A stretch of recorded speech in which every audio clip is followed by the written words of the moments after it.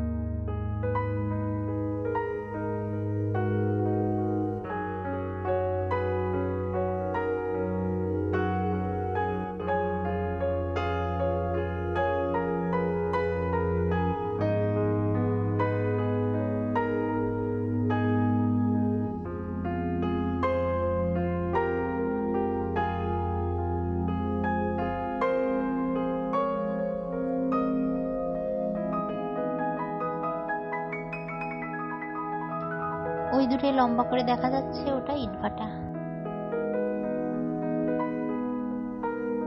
খুব সুন্দর ঠান্ডা হাওয়া বইছে।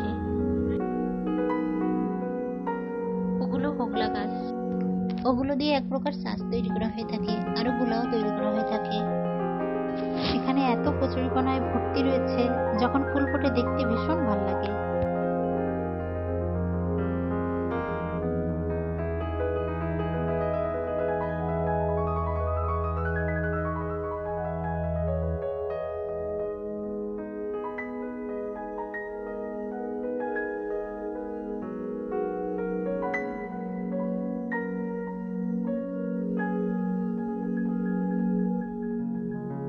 তো এই পদ্মা পাড় থেকে বিকেল বেলা এখানে বিদায় নিচ্ছি। দেখা হবে নতুন কোনো ভিডিওয়ে।